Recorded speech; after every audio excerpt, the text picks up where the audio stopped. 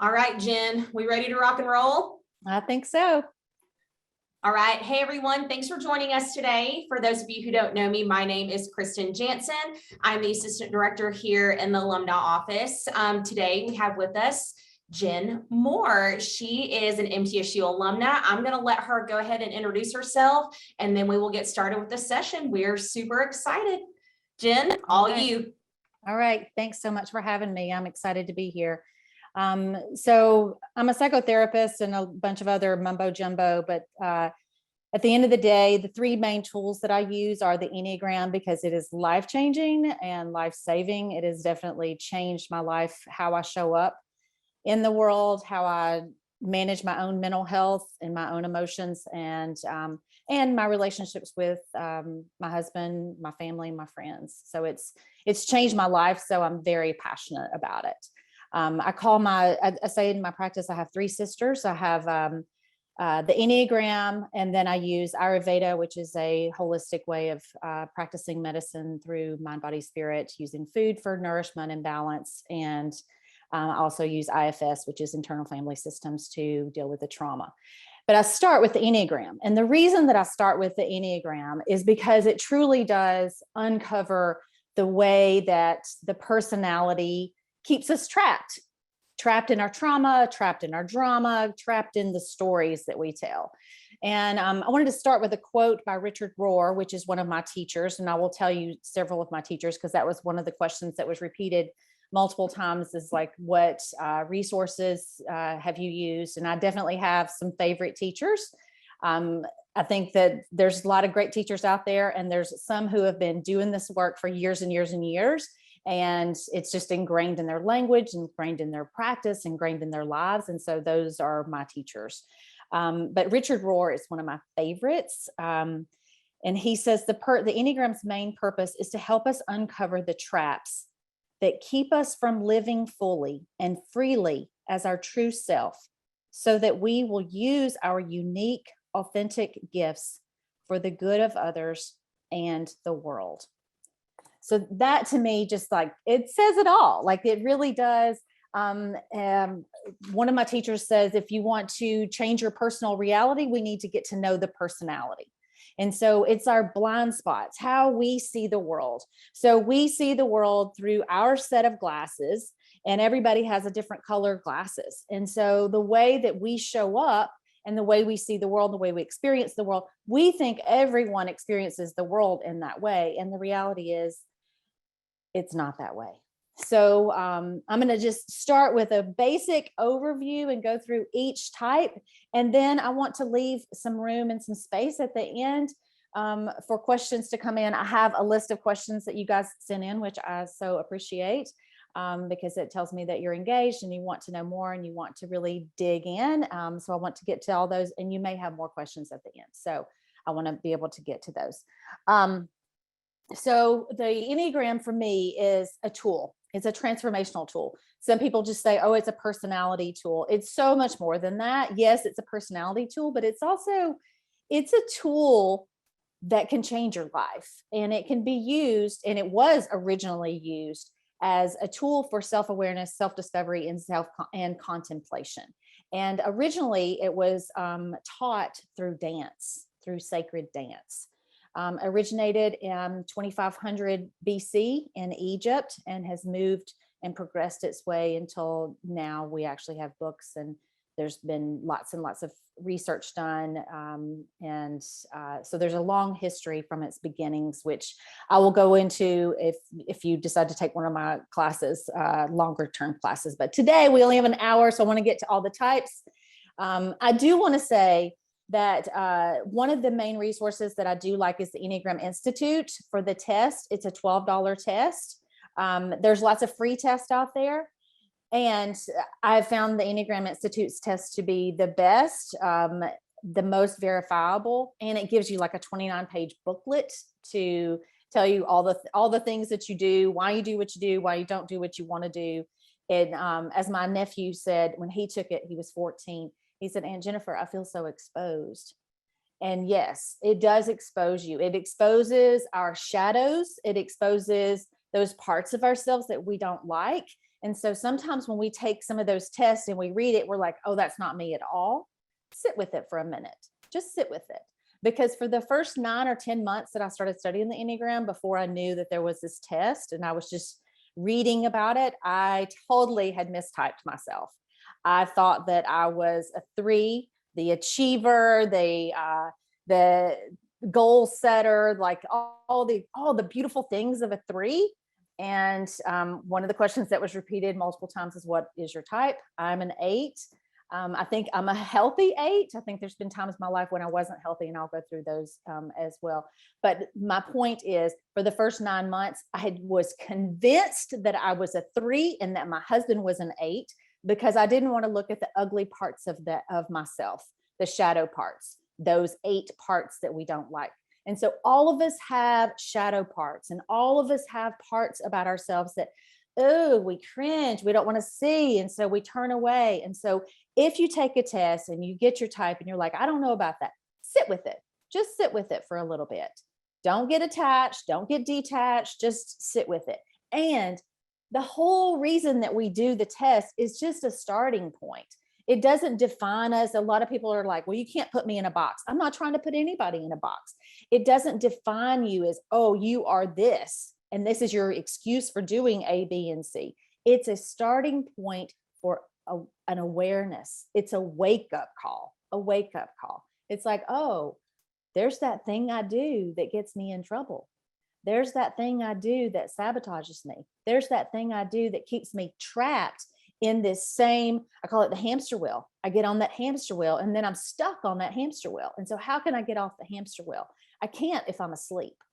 So the more that I know about my personality, the more I can change my personal reality. I can get off the hamster wheel. I can get out of the traps that are binding me, that are keeping me stuck. All right, so let me just start with all the types. I'm going to start with the 8s, not because I'm an 8, but this is, everything goes in triads. So there's 9 types. So 1 is not better or smarter than a 9. A 9 is not better or smarter than a 1 or a 3. We all have parts of the whole. And so it starts, I'm actually going to share my screen to show the, let's see if I can do this. So if you see here, it goes around. So it's a circle all the way around. And so that circle is wholeness. The law of 1, and the law of 1 says that we all have parts of ourselves in there. And so within those parts of ourselves, then, all of us have a little bit of 1 in us. All of us have a little bit of 9 in us. We all have the parts. Okay. So there's unity, there's wholeness, there's 1. And then if you look here, we have a triangle. And within this triangle, there's a law of 3. And then within the law of 3, then you have affirming, denying, and reconciling. But in that, there is a way to another path. There is a 4th way. And so then we also have this hexagon. If you can see the hexagon in here, that's the law of 7, and that's the transformation. And so when we start to study the Enneagram, this is finding your way to transformation. It's finding your way to that authentic power that we want. And so this is a free little booklet that I wrote. That's a real short little booklet. That it's a free download. If anybody wants, like, I'm going to use this kind of as the outline for today's talk. I won't get to all of it because it's packed with stuff, but if you want it, you can go to my website and download it for free, or you can go to my Facebook page, any of those things. But so I have a quote on here. I believe the Enneagram helps us to find our true nature, which is our God self, and to step into our highest potential. And I want to just stop right there. Whenever I say God self, I'm not saying from a religious statement, because I'm not religious. I'm very spiritual and wholeness. But our authentic power is that peace of God, that peace of where we came from. And so we really are able to heal our lives when we can see who we really are and step into that true power of why we're here, who we are, what is our purpose in life. So I'm going to start with the 8s. If I can find the 8s on here. So the 8s are, and you may know some 8s. Well, I think it starts with the ones on my little sheet, but I'll go with the 8. The 8s are, so 8s, 9s, and 1s are in one triad. And eights, nines, and ones go-to emotion is anger. And so you may know a nine and you say, oh, well, that person doesn't ever get angry. I don't know what you're talking about. Nines do get angry, but they are more likely to repress it. When an eight is angry, you know it. They are in your face. They are truth tellers. You hear about it. It's like there's no filter. Whenever they're angry, buddy, you know it. And it's their go-to emotion whenever they're under stress. And so something happens, they get triggered, somebody pulls out in front of them, like they're the first to like blow the horn and give them the finger. And I don't mean like the Fonzie thumbs up finger, but eights can be very reactive whenever they are not in a healthy state. And so when they are healthy, eights go to a two. And so eights can be these unbelievable people of service and want to serve the world and love the world. Think of Mother Teresa. I'm convinced that Mother Teresa was an eight. She had this huge heart. She had this capacity, this energy to change the world one person at a time, because she had that heart. And so eights have this tons and tons of energy. And whenever it's channeled in the right direction, we can change the world. Whenever it's channeled in the wrong direction, we can destroy the world. Whenever eights are not healthy, they can become bullies and mean. When we are healthy, we want to protect and take care of the underdog. The only time I ever got in a fight, and I didn't like get in a fist fight, but I got in trouble in school because I was always a basic rule follower. But I got in trouble in high school. I was a senior in high school, and it was because this girl was picking on a guy with learning disabilities, and it was like a field day or something, and she was picking on him, and I was ready to take her out. That's that eight wanting to protect the underdog. Okay. So a basic fear of the eight is fear of being harmed or controlled. And a basic desire is to protect oneself, which can deteriorate into fighting. So we will protect ourselves and we'll protect others. I always say if there's a war or battle, like you want eights to be on your side because we are the warriors. We are the mighty protectors, and we can take care of a lot of stuff, and we have a lot of energy. So now let's go to the nines. So nines are peacemakers. So you think of a nine, you think of a mediator, somebody that sees all the sides. They understand. As a nine, we understand this point of view and that point of view and this point of view. Like we get it. And so we just want to keep the peace. Whenever nines are healthy, like they really do want to just keep the peace and understand and know more and bring the people together. One of my clients is a nine right now that I'm working with, and he's a young guy. He's 28, and he's got this adorable girlfriend, and he tells me about some of their dramas on the weekends and how he's handling it. And it's so in his language. It's just in his language. He's so trying to keep the peace. He just wants to keep the peace. Just make this girl happy. He just wants everything. Can you just breathe and be happy? And so what we are working on is him having boundaries and able to actually say what he wants instead of just melding into her energy and doing whatever. And so that nines don't always have boundaries, and nines will procrastinate, and they have a tendency to have this anger that they will repress. When nines are healthy, they're unbelievable mediators and great people to make things happen. We've had more presidents of the United States who were nines than any other president, than any other type. And it's because they're really good with policy. They're really good with understanding both sides of the view and bringing the people together. All right, ones. So ones are all, and I forgot to, nines' greatest fear is loss of connection. So they will meld with others. They won't make a decision sometimes because they don't want to lose a connection. One of our daughters is a nine, and she's this beautiful spirit. We love her so much, and she's definitely our easy child. But before I knew about Enneagram, like really was in it, like I'm in it, we would ask her, where do you want to go for your birthday? Or what do you want to do for your birthday? What do you want to do? And she would have this look in her eyes, like, I don't know. And I'm real direct. I'm an 8. My husband's a 3. And so he's real direct. And so we're like in her face. I think we traumatized the child just trying to get her to make a decision about where we're going to go for her birthday. And if you back up and give nines the space to make a decision, they do know, they just need a minute to think about it, and they're trying to connect. And so they have that great fear of loss of connection if they don't say the right thing. But if you give them enough space, they do know. They just have to get in touch with it. Their biggest desire is for peace. So they just want to keep the peace. Can't everybody just get along?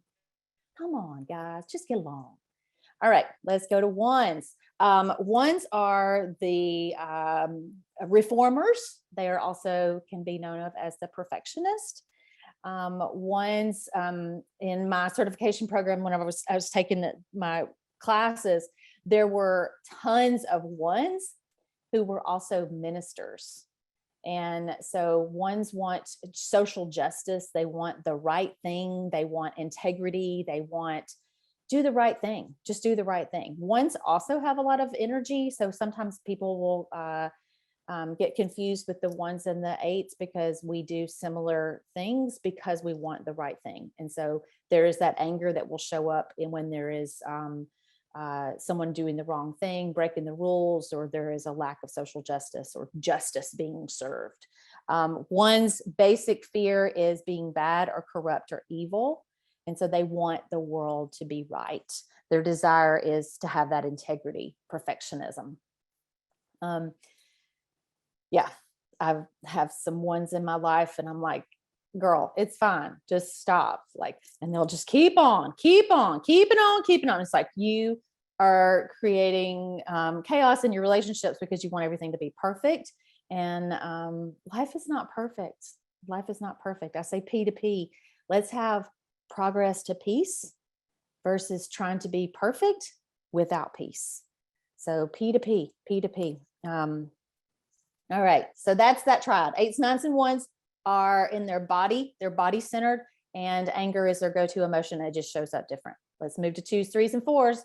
Twos, threes, and fours are, and so on my little sheet here, so I have affirmations for each type. So like one, I release the holding of myself. I am enough. Progress, not perfection. So then the twos are the helpers. So think about the people in your life who want to help you, and they will help, and they want to be the love in the room. Who wrote Eat, Love, Pray? I can't think of her name right now, but she's definitely a helper. And in one of her interviews, she said, I just want to be the love in the room. Twos, threes, and fours are heart-centered, and they feel things in their heart. Their go-to emotion is fear. It shows up differently, but it is fear is their go-to emotion. And so they really feel it in their heart. Like when their heart is broken, their heart is really broken. Like, oh my God, can you not feel that? And my heart is broken. And twos want to help. And so I've got a two friend, and she's adorable and I love her to death. And I'm like, hey, how are you doing? And she's like, I'm good. How are you? She always changes it around to like, what's going on with you? What can I do for you? She wants to be the love in the room. Their downfall is when they don't receive the love back, or whenever they do things that they believe are being of service when they're not in a healthy place. They'll do things that they believe is in service, but they're doing it to receive love back. And when they don't receive that love back, then they feel hurt or rejected. And so then they can lash out in anger. And it can look ugly. Whenever they're not in a healthy place, they can, woe is me, poor me, all that kind of stuff. But when they are in a healthy place, they really can do great things to be of service.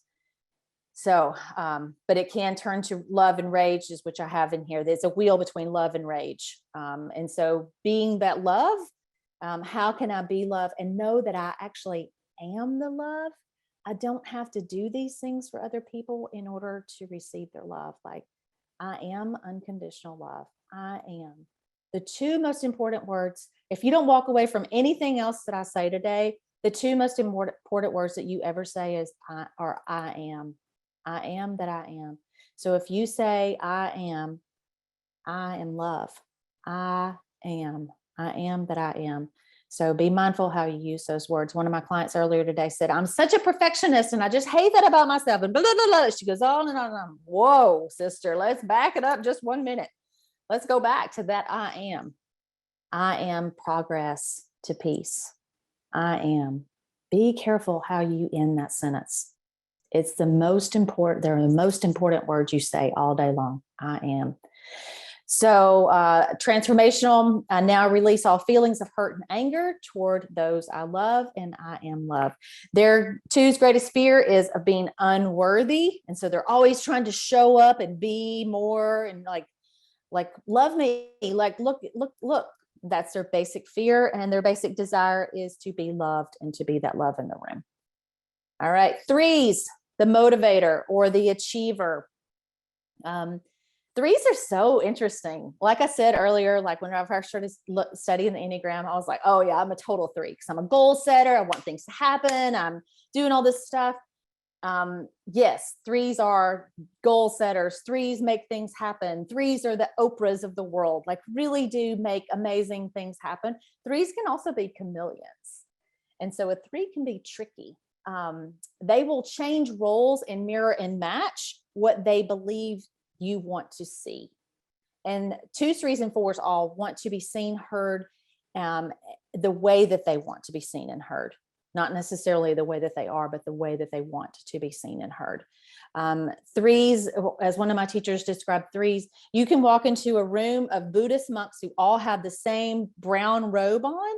The three will have the beautiful flower that is pinned to his gown because he wants to stand out. Look at me. Look at how beautiful I am. They're very conscious of their appearance. So my husband has tons of cufflinks. He loves his cufflinks and he loves to show me his cufflinks. Like, look at this, or his socks. He's very aware and conscious of his appearance. And so knowing that can be a catalyst for like your relationships. A quick little story on that. Like one of the ways that it has changed my relationship so much and made it just a much more intimate, personal, because I know this about threes, twos, threes, and fours need to be seen and heard the way that they want to be seen and heard. And that threes are very image conscious. My husband's getting up, he's getting ready to go to work, and he's a dandy. He's a dandy. He likes his clothes. So he gets dressed. Well, sometimes he's a little colorblind. Don't tell him I told you. So I always look at his clothes to make sure that they match, even though they're all like beautiful clothes. Sometimes he gets a little sloppy with the colors that he likes to put together. So I always look at him before he leaves. One day I'm busy. I'd already looked at him, but he didn't know I had looked at him. Okay. So I'm busy. I'm doing something. I'm, hurrying, blah, blah, blah. And he's like, hey, do I look okay? And I didn't even look up. I was just like, yeah, you look fine. And I could hear it in his voice. You didn't even look at me. So here's where the three magic words: stop, drop, and roll. Stop, drop, and roll. Stop, drop, and roll. You learned that in kindergarten, right? I stopped what I was doing. Because my first thought, the go-to thought before the Enneagram would have been like, oh my God, really? I've got to stop and what? But stop, drop, and roll. So I stopped. I noticed, what was I feeling? And obviously, what was he feeling? Drop whatever story had just come up, whatever defense mechanism, roll into the present moment with conscious compassion for yourself and for the other. I stopped. I looked up. I was like, wow, you look great. You look great. The smile on his face was like a billboard, like, what was that horse smile? It was just, it changed his whole day. It changed his whole day.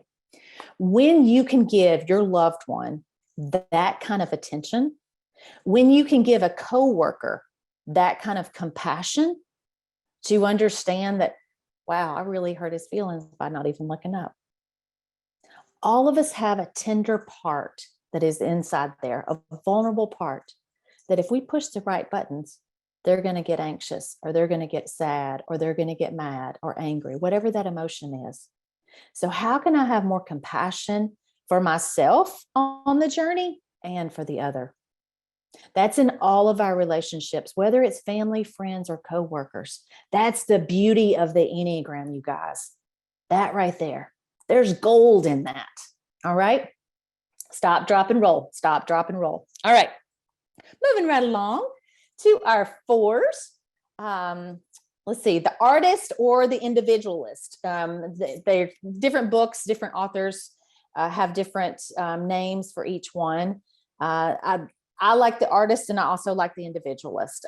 My client that I had earlier today, she's a sweet four. She's adorable. She's like, I don't even want there to be another four who says that they're a four. Like, I just want it to be me. I'm the only four that exists. Such a typical thing that a four would say. Fours also see things as sacred. So they are the artists of the world, but there's also this underlying current of melancholy that runs through the four. It's like, we don't understand how much hurt a four is experiencing. Like, you just don't understand how hard it is, or you don't understand how sacred this tree is. Look at the beauty of this tree. This tree is magnificent. And you can't even understand, you can't appreciate how beautiful this tree is because you're not a four. You're not an individualist. You're not an artist. Their true essence, because that it really is their true essence is love and is beauty. And so they see this in the world everywhere. I forgot to tell you all about the fears of the three. The fear of the three is of being worthless. So if I'm not making money, I'm not achieving. If I'm not goal setting, then I'm worthless. Like, who am I if I don't achieve and have these things? And the threes is their basic desires of being valuable. So they want to be valuable in the world and show they're good, do their good. All right. So the four, their fear is being without identity. Like, that's why that individualist is so important. And the desire to be oneself is their greatest desire. And fours really feel things on a deep level. And they can go down like that anxiety, fear rabbit hole whenever they're not healthy. One of my good girlfriends is a four, and I love her dearly. And sometimes her four is so overwhelming for me that I'm just like, whoa, I have to have a lot of compassion. And so to recognize that, okay, she's really on that hamster wheel of angst, of fear, and I can see how those thoughts are going.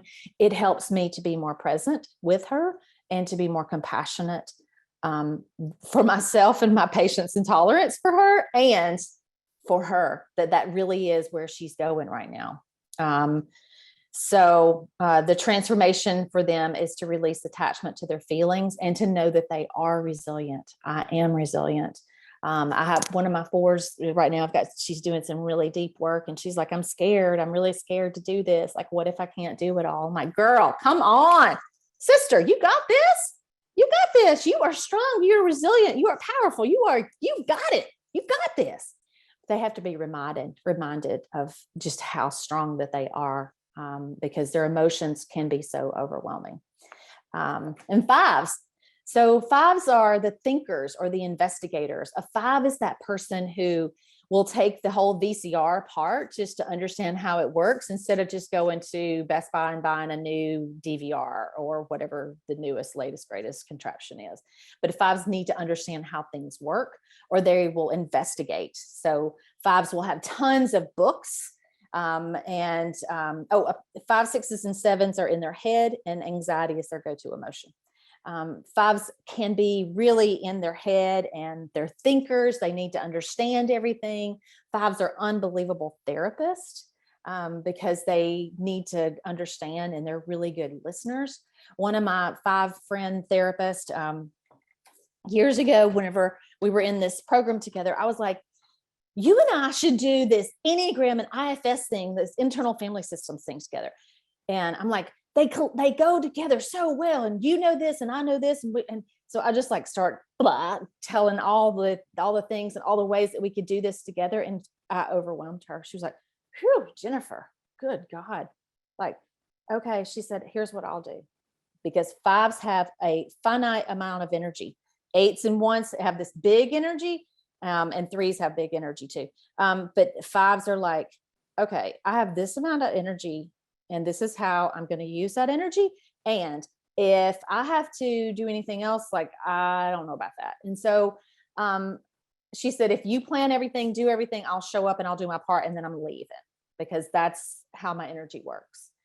And so I'm very aware of that whenever I have a 5 client, or I'm working with a 5 person in my life, like, okay, they need to know expectations and moving through expectations. So think about that whenever you have a 5 on your team that you work with or in your family, that they really need to understand expectations. Think about your children whenever you would go to Target or Walmart, like you set the expectations so that they weren't in the store asking for every single thing that's on the shelves. Like, mommy, can I have this? Mommy, can I have that? Daddy, can I have this? Da, da, da. No, we're going to go in the store. We're going to get these groceries. At the end of the trip, if you're really good, you can have one treat. So 5s need to know, where are we going? What are we doing? And how much time is going to be invested in this? They need to know the expectations. And they really can feel this overwhelming anxiety, and the hamster wheel, they'll start telling stories and go, go, go, go, go, go. Transformation for them is I'm safe, secure, and grounded.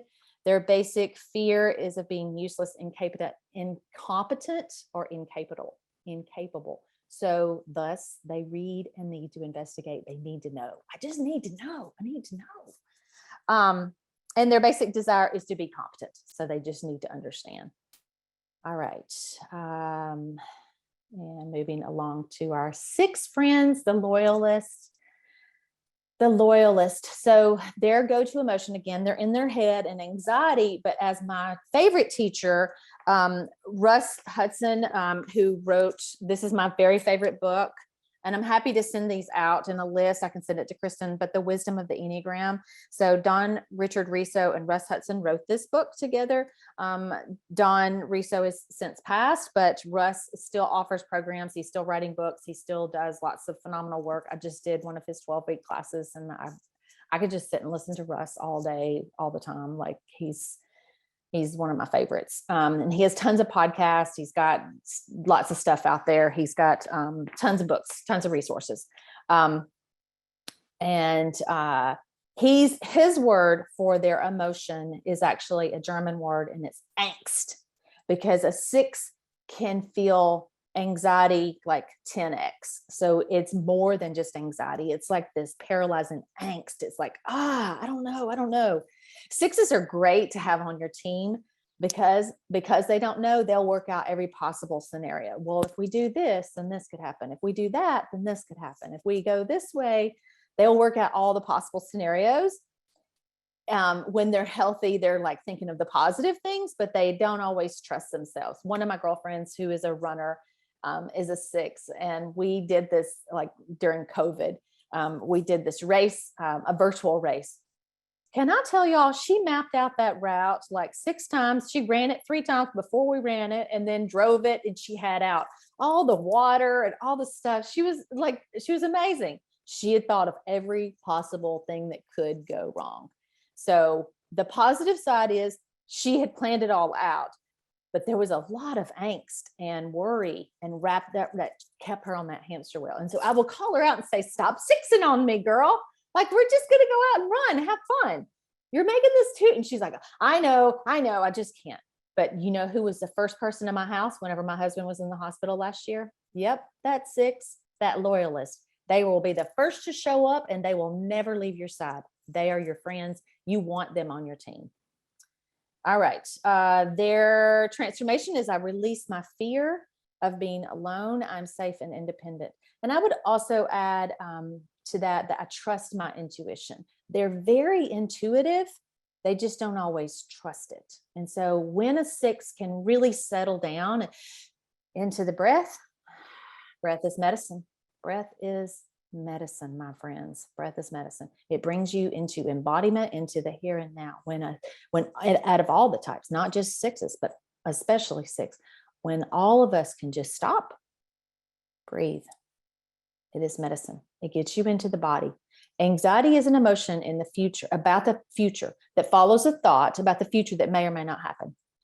Anxiety is an emotion that follows a thought about the future that may or may not happen. Okay. So when we can get into the here and now, be here now. And if the Enneagram is anything, it is a tool to bring you to the present moment. To the present moment. Six's greatest fear is without being support or guidance, and their greatest desire is to be secure. So there's been lots of insecurity. I swear all the sixes had the toilet paper and the paper towels during COVID. All right, seven. I know sevens out there are like, oh my God, why do you make me wait till the very end? Sevens are our enthusiast. Sevens are the fun bunch. So sevens can suffer from FOMO, fear of missing out. Well, I don't want to commit to this because what if this happens or what if that happens? Like, I want to do everything. I want to do it all. I want to do it all. I want to experience all the things. And so they're fun. They're excitable and they're exciting to be around. I have tons of seven friends because they're fun. They're fun. When sevens are in a really good place, they are really positive, fun people to be around. The sad part about sevens is because they want to be fun, they will avoid feeling their real feelings. And so they will repress them, suppress them, ignore them, mask them, do anything to escape the true feelings. Seven's true fear is of being deprived or trapped in pain, and their desire is just to be happy. I just want to be happy. I just want to be happy. And so they have trouble sometimes sitting still. And so their transformation is, I now release all the reckless and destructive impulses. I am calm and I am safe. And then I started with my eights there. So I will stop my share. Let's see. So that's the quick and dirty overview of each of the types. I thought I would go through some of these questions that you guys sent in, and then open it up for more questions, if that sounds okay with you guys. I can't see you or hear you, so I'm going to assume it's okay. So how do we get different numbers when we do different tests more than once? So again, I want to go back to the Enneagram Institute. It's a powerful tool to be able to take that test. If you take that test on Enneagram Institute, it's $12. And I invite you to answer the questions from your 29-year-old self, not from the badass, wise self who you are today at whatever age you are, but answer from your gut. Give yourself 45 minutes to take the test, and then just sit with this, with your report once you get it, without like going off like, oh, I'm not that type. I'm not that type. Just sit with it. Also on the Enneagram Institute, on that website, you can sign up for a daily email. That's a great resource to just learn all this stuff a little bit at a time, because it can be really dense and overwhelming. And so if you want to use this as a practice, which that's the invitation here, is to integrate this into your life as a practice. You know, you're creating new pathways in your brain whenever you're creating a new practice. Instead of going to that go-to emotion, like somebody pulls out in front of you and you give them the finger, it's like, oh, stop, drop, and roll. How can I create a new neural pathway? How do I even know? So the Enneagram Institute has a daily email that they send out, and you can subscribe to it, and you put in your type. So if you're a 2, it will tell you what your work is for that day. It'll give a basic teaching, which is a paragraph that you can read in probably 60 seconds or less, and then it'll give you a practice to do for that day. On that website is also a really powerful tool about relationships. So there's a drop down under Learn. And so you can go and put in like, okay, if you're a 2 and your significant other is a 6, like, how do you relate to each other? How do you get along? What does your relationship look like whenever it's in a really positive way versus, whoo, that's where we go when we're in a negative. There's lots of resources on the Enneagram Institute. And so I would invite you to take that test. It's more reliable than some of the free tests. Some of the free tests are great, and there are lots of fun out there. And the one that I use in my practice is the one on the Enneagram Institute. I'm an 8 with a 7 wing. So that boss, the leader, the challenger, those are some of the other names that are given for the 8 and the wing. So we all have a wing, and we don't really have time to get into the wings, but we all have a wing. So my wing is a 7. So how does that show up? And one person did ask about the wings. There's different theories on that. I think that you have both wings. So as an 8, I have a 9 and I have a 7. If you're a 2, then you have a 3 and you have a 1. At different times in my life, I think that my 9 has shown up and, fought for social justice and peace and integrity, although all of those things. And at different times, my 7 has definitely been way in charge. So it's just noticing. It's not about the number. It's about noticing how the personality is taken over. Is there another way? Is there another way?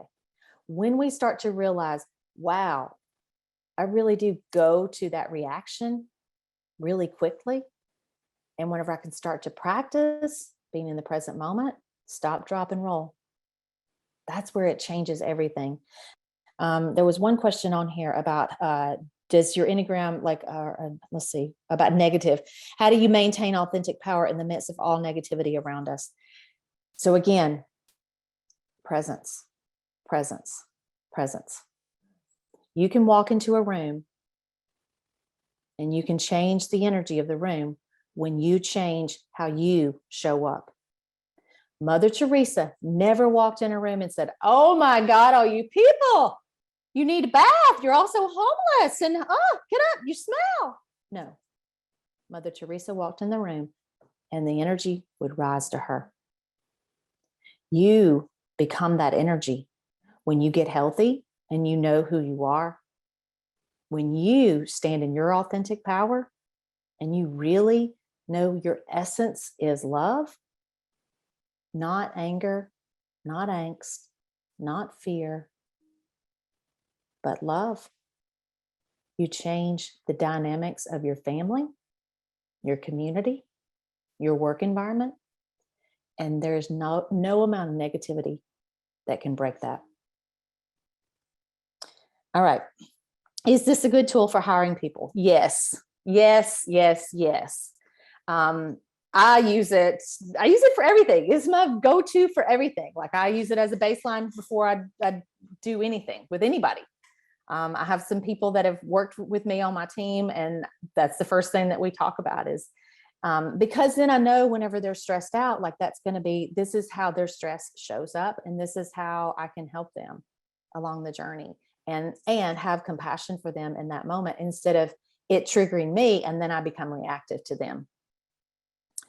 Let's see, some other books that I love are, let's see, I have the Wisdom of the Enneagram, and then Discovering Your Personality Type by Dawn and Russ again. And then the other person I really like is Ginger Lapid Bogdo. And she's got Bringing the Best Out in Everyone That You Coach. This is one of the books that I use in my coaching program just to challenge people with their shadows. And that shadow is that part of ourselves we don't want to see, that we like to deny, but it's the part that sabotages our success. So those are my favorite 3 go-to books. And I think, let's see, how does spirituality fit into discovering one's authentic self? So I think I've covered most of that, or I've touched on it anyway. Yeah. So I think that's the basics of all of the questions. Kristen, were there other questions that maybe I've left out, or do you want to open it to other questions? We have about 12 minutes left, 13 minutes left. We've got a few in the chat. One that I've seen is some people are asking if your number can change throughout your life. No, it does not change. You're either healthy, average, or unhealthy. And so we go up the levels. And what I have learned in doing this work is I can be healthy 1 minute and then get triggered and be very unhealthy in 60 seconds or less.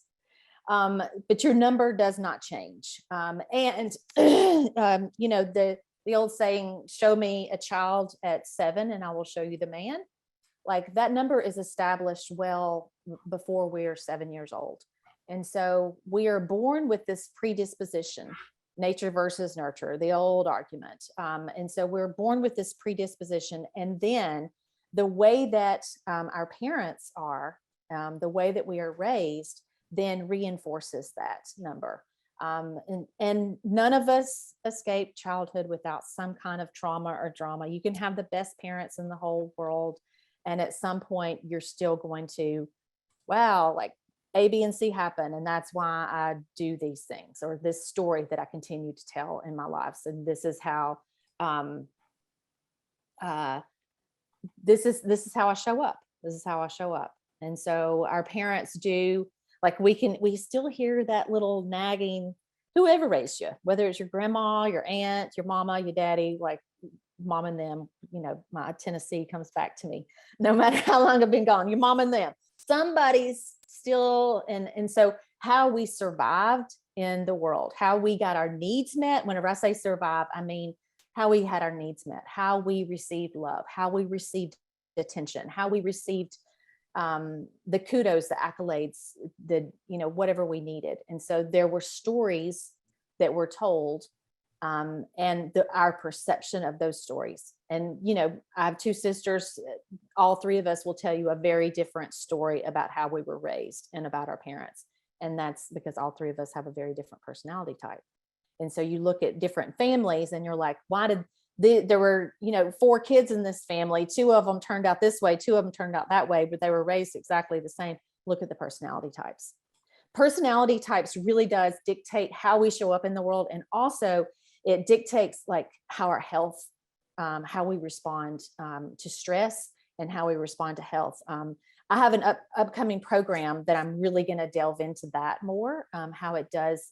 It's called 9 Paths to Freedom, but it really is about relationships and how our personality affects our health.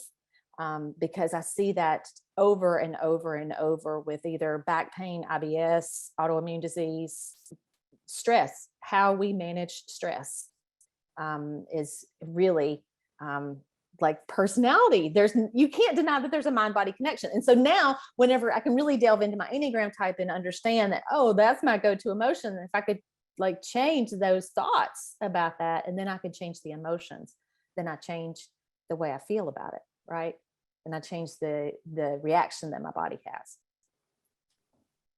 Let's see, I think we have time for a few more.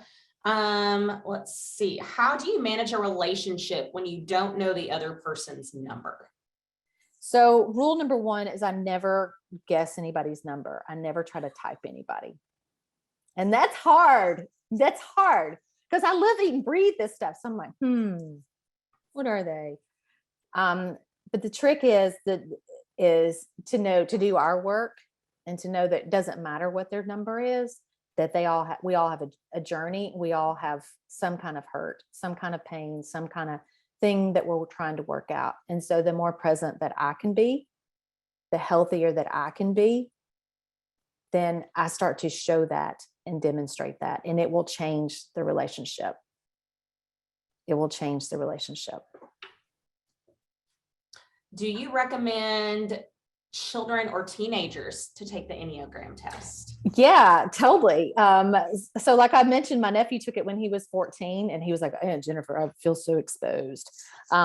He's quite an eccentric young man anyway, but it's a great tool, and it's a great tool for you as a parent to know what your child's type is. There is one of my other books. I usually have it here. Maybe I've loaned it out to somebody, but it is the Enneagram and Parenting, because definitely different children need different kind of parenting. I was talking to a mom a couple of days ago, and she was talking about her 13-year-old daughter who, quote, is scary. She's like, oh my God, she's scary. So I just like, my eyes got big and I just take a step back. I'm like, in my mind, I was like, sounds like a little 8 to me. And I already know that her dad is an 8. So I'm like, there's going to be some fireworks at that house. So I think it's a powerful tool whenever a parent does know what their child is. And I say all this with the only person in my entire family who I haven't been able to type is my son. So we can't, just because we might think we know someone's type, we don't know what their core motivations are. Why are they doing what they're doing to get those needs met? It's everybody's individual journey, But as a parent of a younger child, like I think that you can start to look and see tendencies and parent that child in a different way to meet them where they are. If you know what their core desires and their fears are, and like why they're doing what they're doing, you can parent them in a different way. They have a need that's trying to be met. So kind of on a similar note, how can you use the power of the Enneagram in an educational setting? And that comes from someone that works the high school. So there's actually, there's a huge movement of people in high schools and colleges that are using this in their counseling programs and their career development programs. And they're teaching the kids about it. And I've had a huge influx of clients recently who are younger people because they learned about it in college. And so I think that it can be a great tool to teach kids. I mean, think about if you had this kind of empowerment or this kind of knowledge, like if I'd known this stuff when I was a kid, oh my God, like a teenager, I could have avoided a lot of sabotaging.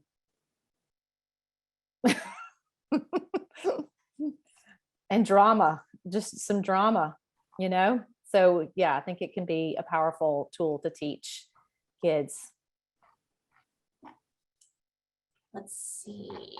What else? We've got some really good questions, y'all. I don't think we're going to be able to get to all of them, but man, these are awesome. Let's see. Someone else asked, let's see, how do I determine my true number if I already have an understanding of the Enneagram? I'm afraid that will answer the test questions with what I want my number to be. Well, I would go to the Enneagram Institute and take that test and just listen to your gut and think about when you were 29. Go back to that. When I was 29, how would I have answered that? How would I have answered that? And yeah, we all want to be like these wise, peaceful, like I've got this guru guy that I go to. I call him my guru. He's my acupuncturist. And then we sit and talk about spiritual growth and levels of consciousness and power versus force and all the good things. And he uses a different language than I do, but I'm like, well, why did I do that? And I'll talk something about the Enneagram. Like, I know better. Why did like, I know better. I know. And he's like, what, do you think you're not a jackass? Like, we're all still jackasses. Like, we're all on this world. Like, we're all still here because we all still have life lessons to learn, Jennifer. And so like, you're still down here learning. So we all have the journey. And that's what the Enneagram, it's the wake up. It's when we're asleep, we don't even realize what we're doing, how other people experience us.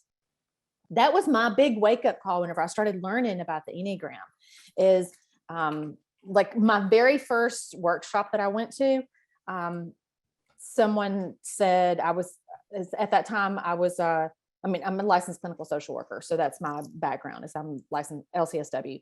And so, we're talking about the Enneagram and talking about types and all that. And I remember this woman saying, you are such an 8. There's no way that you're a social worker. And I was like, I'm the boss of all social workers. And I really, like at that time, I was the president for the state of Georgia for the association. I was the leader of this and director. I was like, I'm the boss. I was like, how asleep was that? Well, like trying to be the boss of everybody. Like, you're not the boss of anybody. Just wake up, Jennifer, like get off. And so there's a wake up call that all of us have. And so it's a constant, how can I wake up? How can I wake up and really remember who I am? Remember my authentic power is in love. My authentic self is love. My essence is love. It's not the personality. It's not the label. It's not the individualist or the helper. Those are just labels. Come back to the essence. The essence is love. We don't look at little babies when they're born and their little cute lips and their little cute tongue and their toes and all that and say, oh, this is going to be a 3 when she grows up. She's going to be a boss. She's going to be the achiever.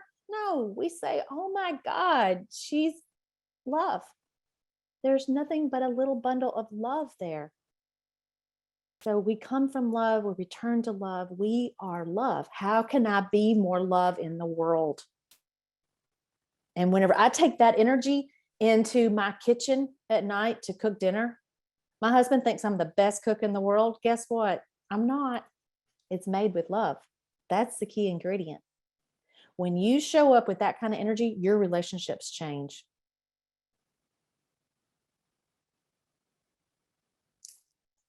Wow. I found this incredibly informative. We had so many questions. I'm sorry we couldn't get to them all, you guys.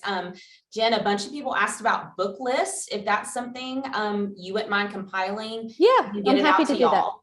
Yeah, I'm we can get happy. that out to y'all for sure. Sorry, Oh, my dog.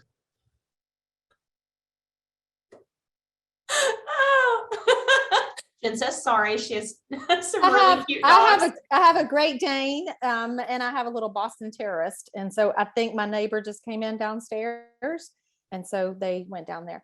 And so I saw that you did put my website up there. If anybody is interested, I am doing a 6-week program that is Enneagram, and it's called the 9 Paths to Freedom. And it will be a deeper dive into this, really looking at relationships and your health. Will be the other focus on that, because health is a passion of mine, like yoga and running and health, just mindful eating. And I think the Enneagram it's our way in. It's our way in. So thank you for having me, Kristen. And thank you guys for all joining today. This was great. I really enjoyed it, and I hope to see you on the journey. All right. Thank you so much, Jennifer. Have a great day, everyone. We will be sending out a post webinar survey, and then this webinar was recorded, so we will have that up on the alumni website within the next week or so. So thank you guys so much for joining, and everyone have a great day.